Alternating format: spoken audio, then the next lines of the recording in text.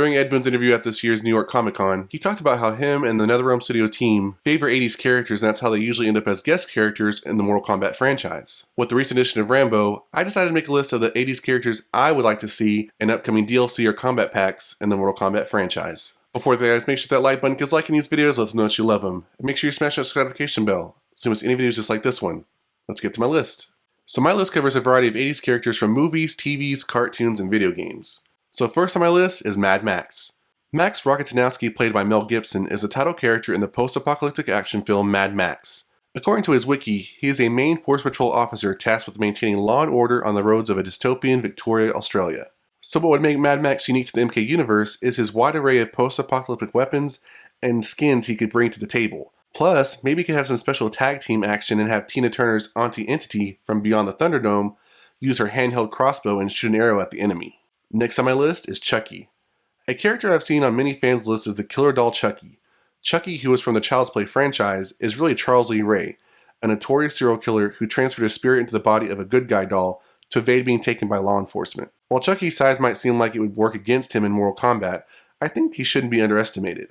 I think what would make Chucky unique is his physical durability. He can take a licking and keep on ticking. Also, I picture his brutality being that he straps you to a chair and replaces your body parts with doll parts. That would just be freaky. Up next on my list is Lion-O from the Thundercats.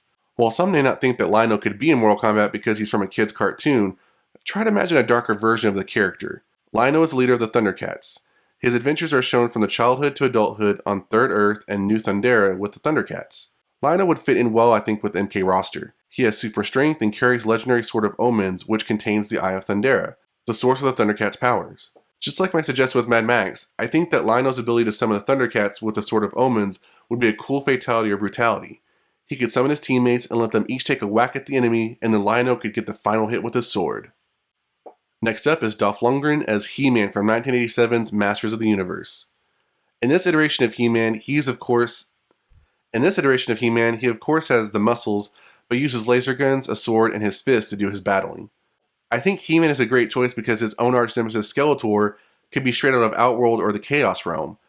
It would also be a cool setup to have He-Man vs. Rambo as an unofficial Rocky IV rematch. Next on my list is Ash Williams.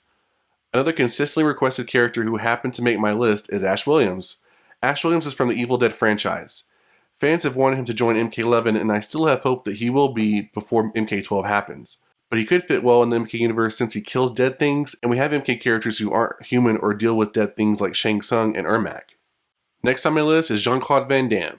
I really wanted to have Street Fighter Colonel Guile version of Jean-Claude Van Damme, but that movie came out in the 90s, so it'll be for a different list. So this version is Bloodsport Van Damme. I think this character would fit well in the MK universe because he would be closer to a traditional martial arts character. We have Liu Kang, Johnny Cage, Kung Lao, and some other MK Deception or Armageddon characters that use more martial arts than powers in their fighting abilities. So Van Damme would complete that set. At number 2 on my list we have Ryu from the Street Fighter video game series. I am still hoping Sunday we can get a Mortal Kombat vs. Street Fighter video game, since they're both the most popular fighting games in video games history. Ryu is one of the main characters from the Street Fighter series, and he could be very similar in powers and abilities to Liu Kang and Johnny Cage, which would make for an interesting match. He's almost more Goku though than the other two as powers go, I'd say, with his Hadouken power projectile, so that could also make things more interesting. And my final 80s guest character that I think should be included in the future DLC of Mortal Kombat is Pinhead.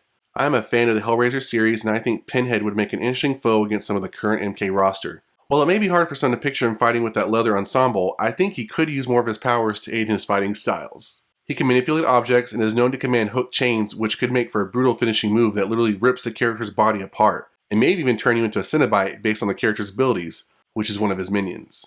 So what do you think of my list of 80s characters? Now I know there's plenty of other 80s characters out there, and I know there's Chuck Norris fans like, why didn't you include Chuck Norris? But to me, maybe Chuck Norris is just too basic. I know, let the onslaught happen, that's fine. But, maybe there's a list that Chuck Norris can be on. Like, so there's a 90s list, so maybe I can include Walker, Texas Ranger. I'm a fellow Texan, and I approve that message. That's it for this video, guys. If you enjoyed it, hit that like button. If you want more videos like this one, make sure to hit the notification bell. And I'll see you guys next time on the Mashup.